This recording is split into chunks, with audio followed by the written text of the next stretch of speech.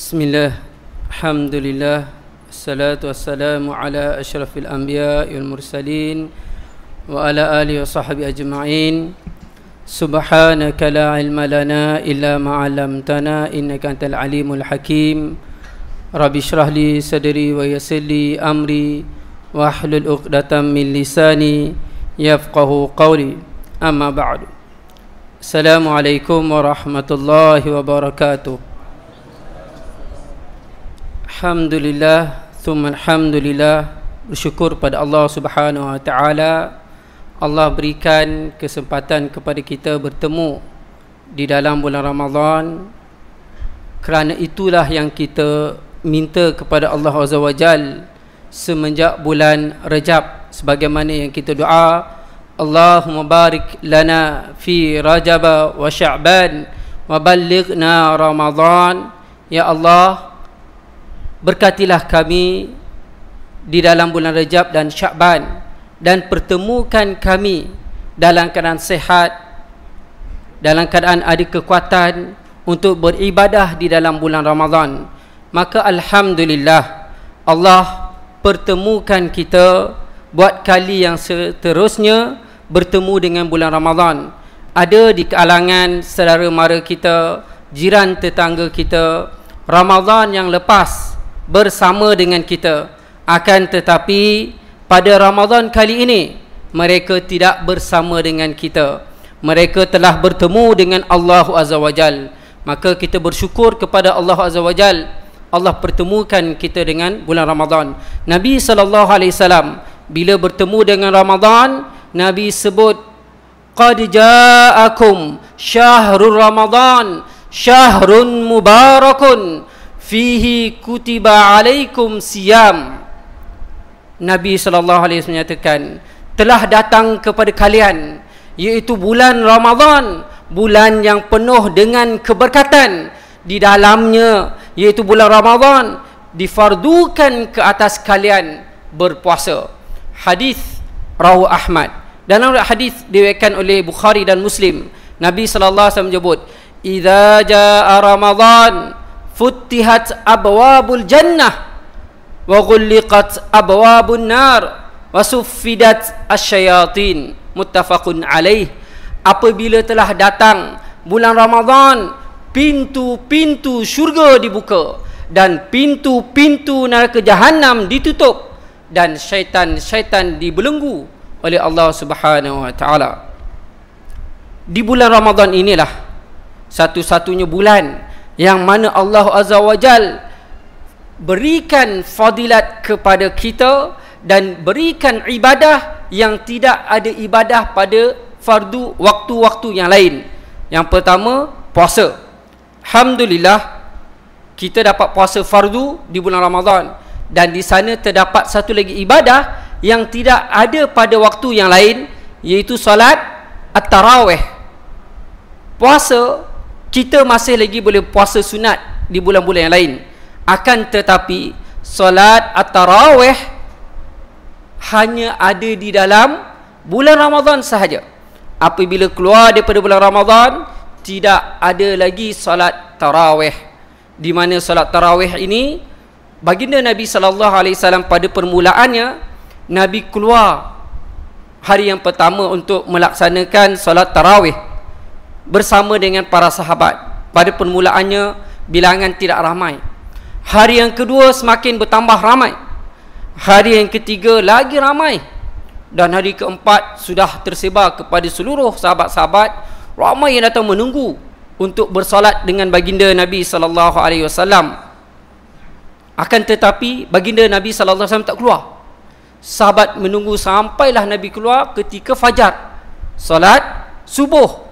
Dan sahabat baginda menanyakan, kenapa baginda tidak keluar untuk melaksanakan solat tarawih seperti sebelum-sebelum hari yang pertama, kedua, ketiga yang sebelumnya.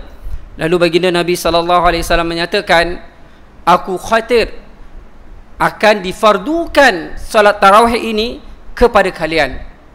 Oleh itu, Nabi SAW meminta para sahabat untuk melaksanakan solat tarawih di rumah masing-masing.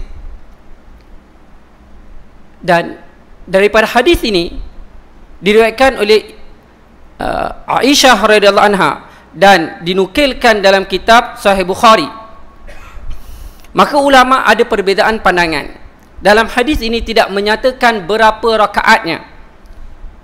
Berlalulah zaman, sehinggalah datang zaman Umar Al-Khattab, ketika mana Umar keluar bersama Abdul Rahman. Hadis ini diriwayatkan oleh Imam Bukhari.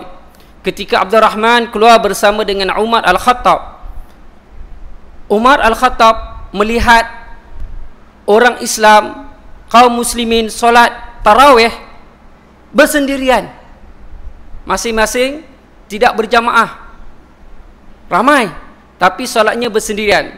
Lalu Umar menyatakan hasrat, alangkah eloknya sekiranya dihimpunkan kesemuanya orang-orang Islam dan diimamkan oleh seorang imam. Lalu Abdul Rahman dia berazam untuk menghimpunkan solat secara berjamaah yang diimami oleh Ubay bin Ka'ab. Ubay bin Ka'ab dikenali dengan sahabat yang bacaannya sangat elok, bagus, merdu macam imam kita baca tadi. Suaranya lunak. Maksudnya bacaannya bagus. Lalu keesokan harinya Umar Al-Khattab keluar bersama Abdul Rahman pada malam yang kedua, melihat orang Islam, kaum muslimin telah solat berjamaah dan diimami oleh seorang. Lalu Umar menyebut, ni'matul bid'ah hadhihi, ni'matul bid'ah hadhihi. Lalu Umar nyatakan, ini merupakan satu nikmat, satu-satunya nikmat bid'ah yang nikmat. Muslimin, muslimat yang dirahmati Allah Subhanahu wa sekalian.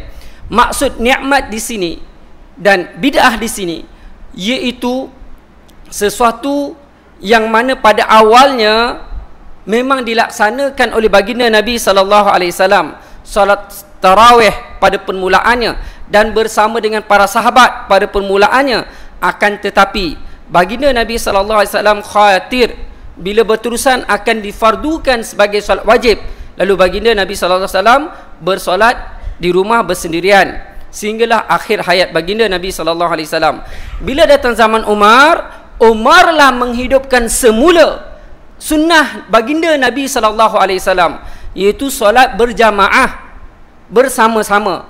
Umar menghidupkan semula. Lalu Umar menyatakan, ni'matul bid'ah hadhihi, ai bi makna, iaitu pada awalnya memang tidaklah dihimpunkan semua sahabat dalam begitu ramai dan seorang, dan solat Umar Al-Khattab membuatnya 20 rakaat, di mana Aisyah radhiyallahu anha meriwayatkan bahawa baginda Nabi sallallahu alaihi wasallam solat 8 rakaat, dan ada hadis yang lain menyebut masna, iaitu 2 rakaat. Lalu Umar menyatakan ini adalah satu nikmat. Maka Imam Asy-Syafi'i berpegang kepada hadis yang diriwayatkan oleh Imam Bukhari tadi, iaitu Umar Al-Khattab melaksanakan solat tarawih sebanyak 20 rakaat. Maka Imam Asy-Syafi'i berpandangan bahawa solat tarawih itu adalah 20 rakaat. Dan ada di sana juga pandangan ulama yang menyatakan 8 rakaat. Hadis ini diriwayatkan oleh Aisyah radhiyallahu anha dan dinukilkan dalam kitab Sahih Bukhari, iaitu Imam Bukhari. Kedua-duanya adalah sahih dan kedua-duanya dilakukan oleh baginda Nabi sallallahu alaihi wasallam. Imam Malik, ketika Imam Malik berada di Madinah, Imam Malik berpandangan orang yang solat 20 rakaat di Mekah, mereka adanya tawaf. Jadi mereka adanya umrah, maka mereka singkatkan 20 rakaat. Maka Imam Malik menambah menjadi 36 rakaat. Menjadi 36 rakaat. Ala kulli hal, pandangan yang paling masyhur di kalangan kita adalah iaitu 20 dengan 8 rakaat. Dan itulah yang diamalkan kebanyakan negara Islam, termasuk di Mekah 20 rakaat, dan ada sebahagian masjid-masjid yang melaksanakan 8 rakaat. Ala kulli hal, semuanya akan mendapat fadilat sebagaimana Nabi sebut, man qama ramadhana imanan wahtisaban ghufira lahu ma taqaddam min dzambi. Rawahu Bukhari. Barang siapa menghidupkan, mendirikan qama ramadhana, ai bermakna qiyamul lail, iaitu orang yang mendirikan malam hari, iaitu termasuk solat tarawih, solat tahajud, solat malam harinya. Sesiapa yang mendirikan penuh dengan keimanan dan ketakwaan kepada Allah Azza wa Jal, nescaya dia akan diampunkan dosanya yang lampau. Subhanallah, Allah akan ampunkan dosa kita yang lampau.